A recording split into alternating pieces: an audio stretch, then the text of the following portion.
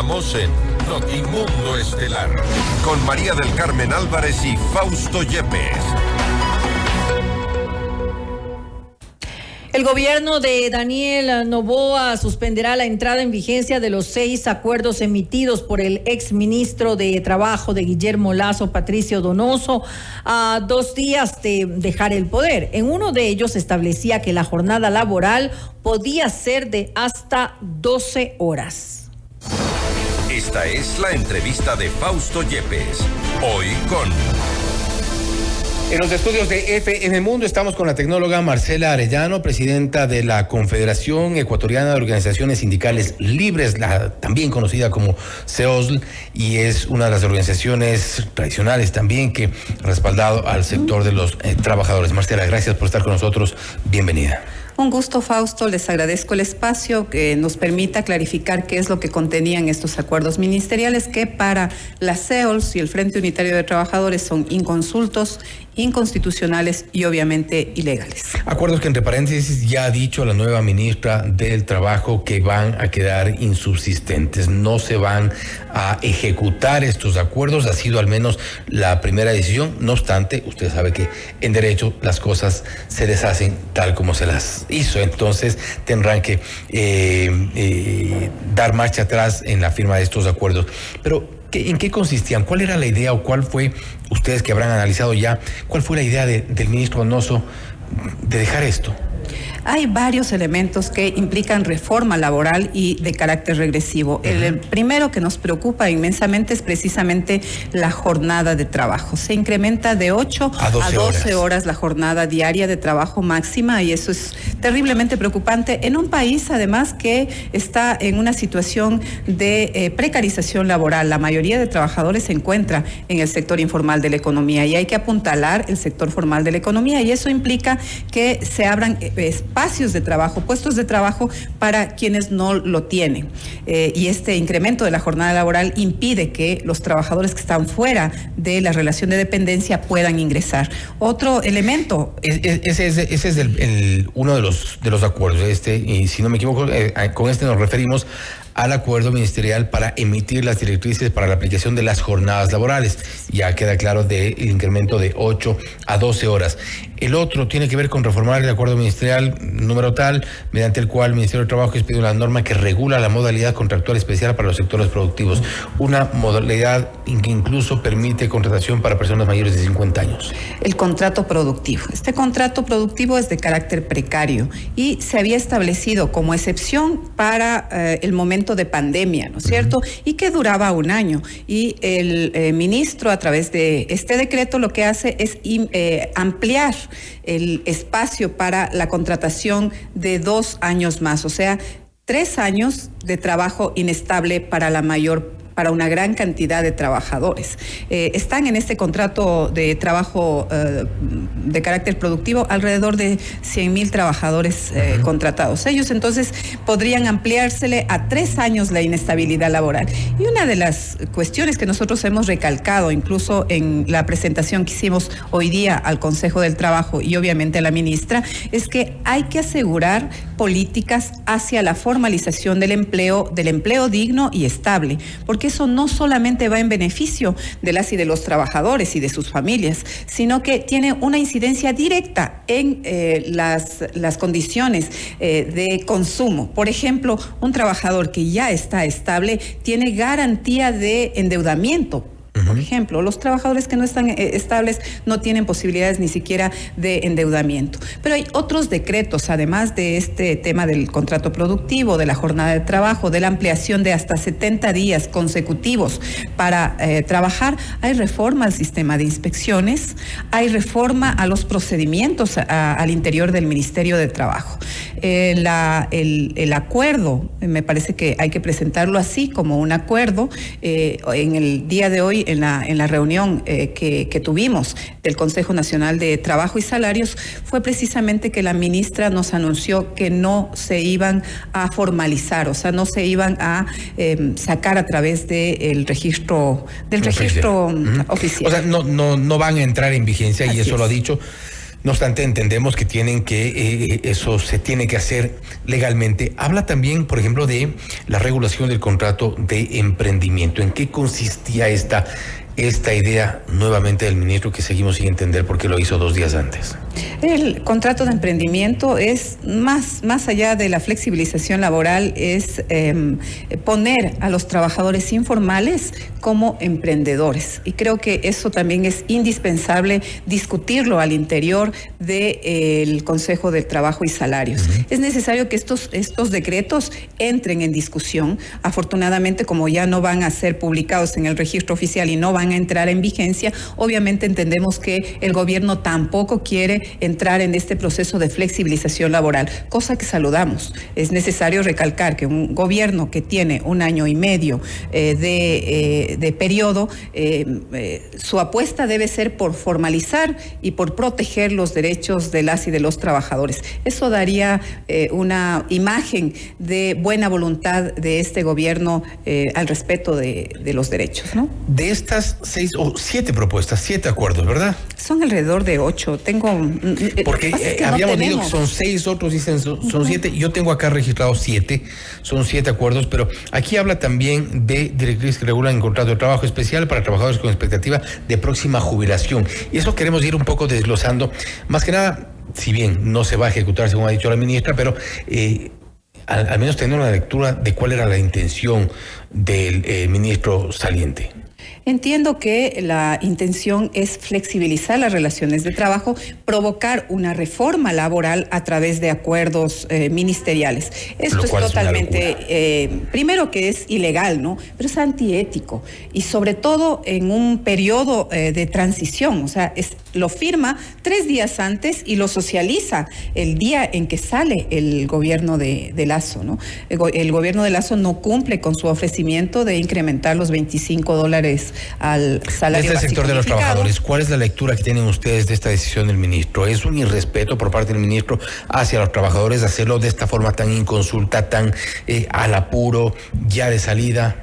Yo creo que obedece a las intenciones de un grupo de empresarios. No digo de todos los empresarios, de un grupo del empresariado el ministro Donoso se prestó para eso. Que históricamente han pretendido disminuir los derechos laborales y afincar sus ganancias y afincar la seguridad de sus empresas con trabajo barato, con trabajo flexible, con trabajo que no tiene beneficio directo ni en beneficio de las familias ni de la sociedad. Y en el caso también, por ejemplo, del primer punto que hablamos de la extensión de la jornada de 8 a 12 horas, afecta al pago de horas extras. Y beneficia evidentemente al sector empresarial. Por supuesto, se afecta totalmente los derechos contemplados no solamente en la normativa nacional, sino internacional. Las 8 horas de trabajo, 8 horas de descanso y 8 horas de recreación son una conquista a nivel mundial. Pero además, eso permite la reproducción de la fuerza de trabajo. Eso permite que se recupere la fuerza de trabajo para al día siguiente entrar con condiciones óptimas para producir. Ahí dice también, por ejemplo, los cambios incluyen autorización para contratos de hasta 70 días continuos. Esta es otra de las formas de, entre comillas, flexibilizar el trabajo. Gravísimo. O sea, ¿cómo es posible que se plantee que un grupo de trabajadores puedan continuamente trabajar sin descanso, sin jornadas, sin ver a sus familias? Estamos rompiendo con lo tradicional que teníamos en el Ecuador, velar por las familias y por el tiempo que se les dedica a ellas, ¿no? Ya no tendríamos ni sábados ni domingos. Yo no sé qué pretenden, que haya casi esclavitud laboral. Eso realmente preocupa, que en el Ecuador podamos estar avanzando a una flexibilización laboral totalmente abierta, desembosada y que ubique al país nuevamente como uno de los peores países para los trabajadores. Yo les recuerdo que en el 2014, en el 2019 y en el 2022, el Ecuador fue ubicado como uno de los peores países de acuerdo a la OIT. Este año, 2023, 2023 fue ubicado en el ranking de los 10 peores países y ocupa el tercer lugar, precisamente porque permanentemente los derechos laborales son atacados por todos los gobiernos de turno, independientemente de su orientación política. Marcela, el otro tema que creo que es importante abordarlo, una vez que ya al menos desde las autoridades entrantes han dicho que ninguna de estas decisiones tomadas por el exministro de Trabajo, Patricio Donoso, serán ejecutadas. Esperamos que sea así, más que nada en función de que sean decisiones consultadas con el sector de los trabajadores, consensuadas en lo posible con todos los sectores también de parte de la economía. Pero ¿qué ocurre con el salario básico? Hubo esta reunión y ustedes precisamente se reunieron por eso con la nueva ministra. ¿A qué monto se va a llegar? Nosotros en este momento estamos dando un debate interesante, un debate en el que ha sido recogido, o por lo menos nos hemos puesto de acuerdo en un punto, que es necesario institucionalizar al Consejo del Trabajo y Salarios, que no es un consejo que debe dedicar su tiempo exclusivamente a discutir los temas de seguro del salario básico unificado, sino que debe discutir políticas hacia la justicia laboral y hacia la justicia salarial. Eso es lo que hemos planteado los trabajadores. Hay entendimiento por parte de los empleadores y por supuesto buena voluntad de la actual ministra, y a ese acuerdo hemos llegado el día de hoy. No hemos avanzado en la discusión en acuerdo, hemos avanzado en la discusión, en el debate, en la argumentación frente a la propuesta de los trabajadores. Los trabajadores planteamos que debemos tener en este año un incremento de $100 para que el salario básico unificado por lo menos se equipare a la canasta vital,